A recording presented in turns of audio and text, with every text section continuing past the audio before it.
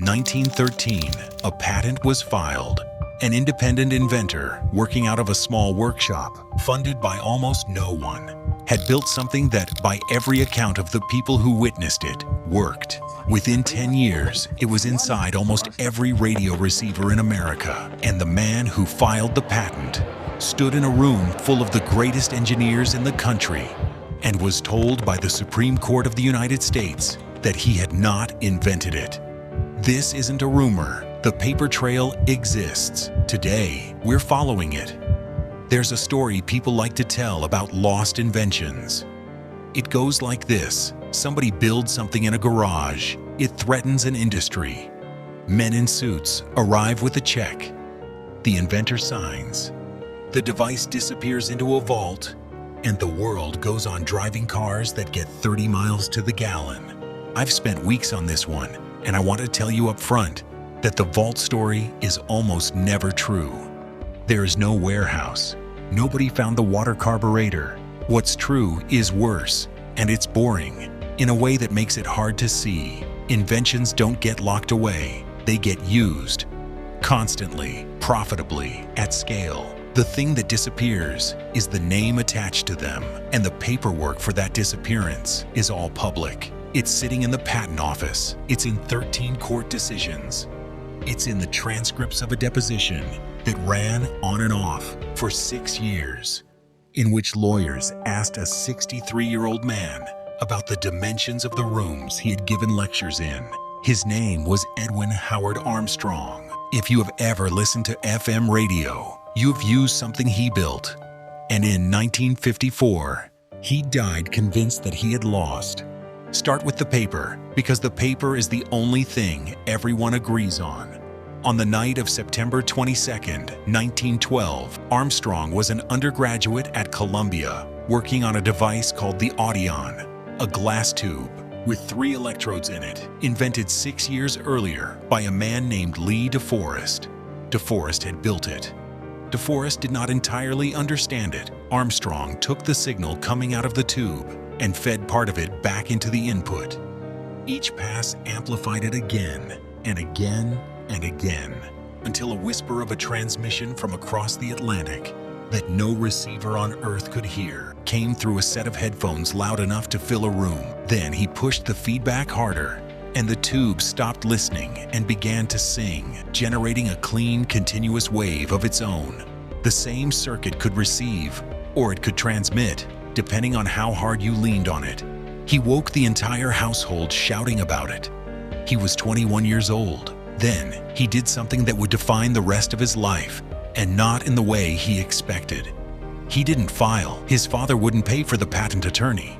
So he waited, and in January 1913, he did the only thing he could afford. He drew the circuit on a piece of paper and had a notary public sign it. That notarized the sketch, dated January 1913, is the reason we can date any of this. He filed the real application on October 29, 1913. Patent 1,113,149 was granted on October 6, 1914. The title on it is dry enough to be invisible. Wireless Receiving System. For about 2 years, nobody contested it. In 1915, Lee DeForest filed a patent application covering, in substance, Armstrong's circuit. He said he discovered it first.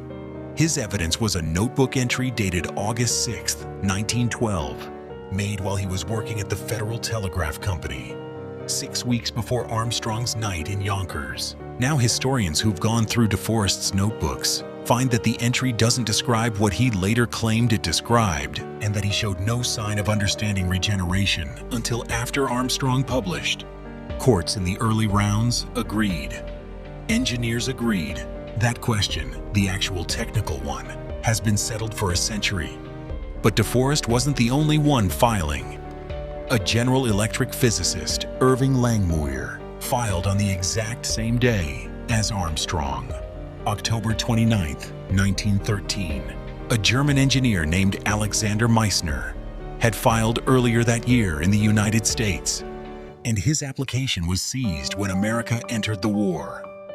So the patent office opened what it called a four-party interference proceeding, which is a bureaucratic phrase for four men and their lawyers standing in a room arguing about who thought of something first. Armstrong won that round. The notarized January drawing did it. A cheap piece of paper he'd bought because he couldn't afford anything better. The war took him to France as an officer in the Army Signal Corps. He came back a major, and he would be called Major Armstrong for the rest of his life. The French government gave him the run of the Eiffel Tower for his experiments and made him a Knight of the Legion of Honor. He was, by any measure available in 1920, a man the world had already decided to believe. He did well commercially, too. He sold rights to his later work, the superheterodyne receiver, the circuit that is still inside the phone you're holding, to Westinghouse, and then to RCA. By 1923, he was a millionaire and the single largest individual shareholder in the Radio Corporation of America. He married David Sarnoff's secretary. Sarnoff, RCA's president, was his friend. They exchanged warm telegrams on anniversaries. Meanwhile, DeForest sold his competing claim to AT&T. And that is the moment the case stopped being about physics. Here is where I have to be careful with you, because the sources contradict each other, and I'd rather say so than pretend. Armstrong-friendly accounts say he won in federal court in 1928. Other records show a District of Columbia appeals court that same year, throwing out all 9 claims of patent 1,113,149 and handing priority to other men entirely. Both of those describe real proceedings. It depends which courtroom you're standing in, and there were many, and they disagreed with each other. And that disagreement is not a footnote to the story. What isn't in dispute is where it ended. In 1931, and again in May of 1934, the Supreme Court ruled against Armstrong. The regenerative circuit legally was not his. By the count, Armstrong's own supporters kept 13 decisions, 30 judges, 21 years, hundreds of thousands of dollars. I can't independently verify that tally, and you should know it comes from his side. I can verify the outcome, and here's the part I keep coming back to. Not one engineer changed their mind. The Institute of Radio Engineers had given Armstrong its very first Medal of Honor in 1917 for exactly this circuit.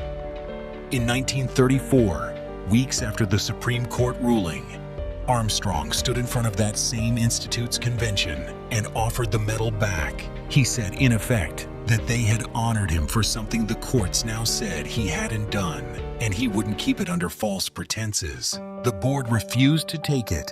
They reaffirmed the award on the spot, in the room, in front of him. Nothing about the circuit had changed since 1912. The men who understood it had no power to say who owned it, and the men who owned it had never understood it. The only thing that had moved in 21 years was the letterhead of the corporation paying for the lawyers. So let's kill the vault, search for suppressed inventions, and you'll get the same handful over and over. The engine that ran on water, Tesla's tower at Wardenclyffe, supposedly shut down the moment Morgan realized he couldn't put a meter on it. The light bulb that never burns out. Wardenclyffe was abandoned because Tesla ran out of money, and because the field Armstrong was building made it obsolete. The tower was demolished in 1917 to pay debts. There was no raid. The everlasting bulb is the interesting one because a version of it is real. In 1924, the major lamp manufacturers of Europe and America formed a cartel, Phoebus, and agreed in writing to standardize bulb life at 1,000 hours. They fined each other for making bulbs that lasted too long. Those documents exist, they are in the record, and they are as damning as anyone imagined. But look at what that story actually is. Nobody bought a patent and hid it.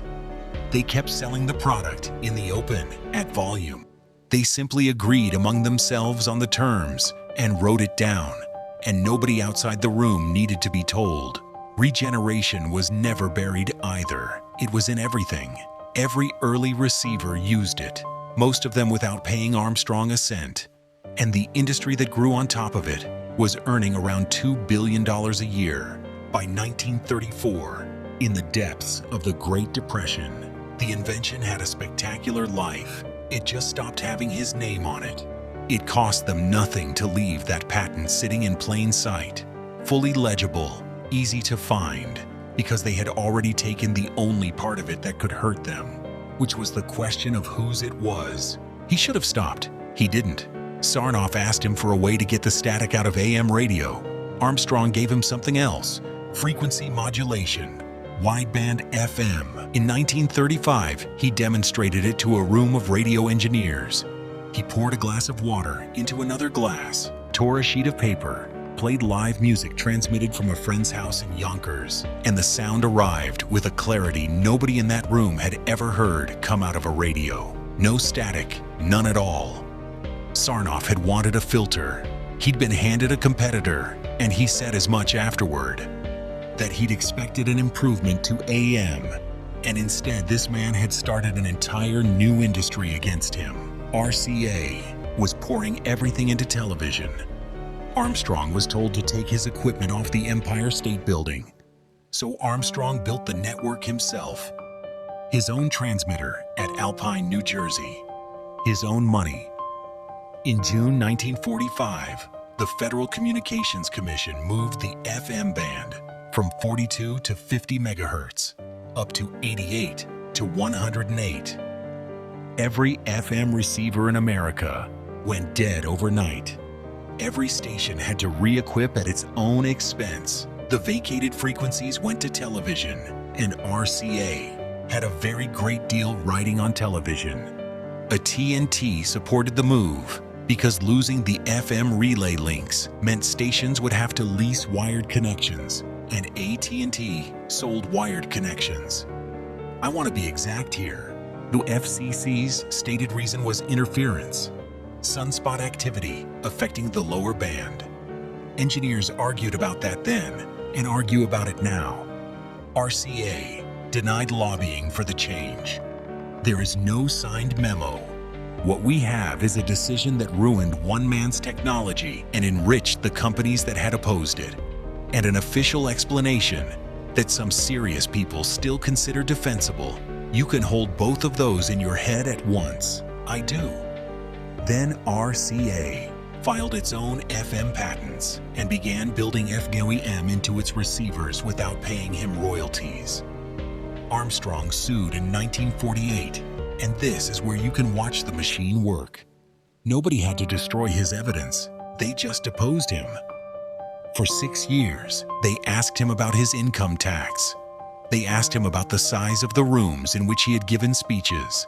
They asked why he had used Columbia University letterhead on certain letters, and whether he had ever had a formal agreement with the university at all. It took years of this before Sarnoff was even called as a witness.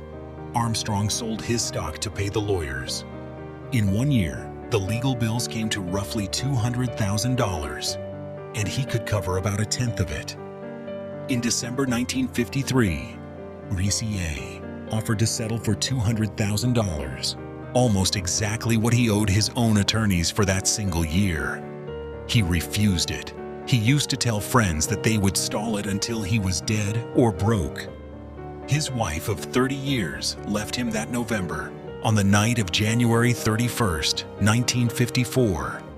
40 years, almost to the day, from the night he had first demonstrated the regenerative circuit to a young man named David Sarnoff. Armstrong wrote her a letter apologizing and took his own life. He was 63. Sarnoff told the press that he had not killed Armstrong. Lee DeForest outlived him by 4 years. He wrote to a friend that he took the keenest delight in having beaten Armstrong so thoroughly on the feedback question, and pointed out with some satisfaction that Armstrong was gone and he was still here. He died in near poverty, still certain of his own genius. RCA settled with the estate for about $1 million. It was, near enough, the same figure Sarnoff had offered Armstrong back in 1940. His widow, Marion, picked up the lawsuits. She filed 21 of them. RCA, Motorola, Zenith, most of the American electronics industry. Over 13 years, she won or settled every single one. The last judgment came down in 1967. She used the money to found a foundation in his name. She never went back to the apartment. Years later, she had his body moved out of the Bronx to a cemetery near where she had grown up. Patent 1,113,149 was never destroyed. That's the thing I can't get past. It wasn't burned or classified or bought and dropped down a hole. You can pull it up in about 4 seconds. 9 claims. October 29th, 1913. The drawings still perfectly legible. Everything that happened to Armstrong happened in open court, on the record, in front of reporters. And it took 21 years, and at every single step of it, nobody broke a law. We keep looking for erasure in the wrong places. We imagine the fire at Alexandria, the men arriving at night, the crate that goes missing. But a document that survives in perfect condition and no longer means anything has been erased just as completely as one that burns. And the second method leaves nothing for anyone to be angry about. Every radio you have ever owned contains his circuit. His name is on none of them, and the record can be corrected. Marion proved that. 13 years, 21 lawsuits, and the courts eventually said, in effect, exactly what a room full of engineers had already said out loud to his face while he stood there trying to hand back a medal. It only took a fortune and a widow and the better part of a lifetime to establish something that everyone qualified to know it had known since 1912. Which leaves me with the thing I actually can't answer. The Patent Office has issued more than 11 million of these. Most of them go nowhere at all. Some small number go somewhere without their inventor. How would we ever know which one?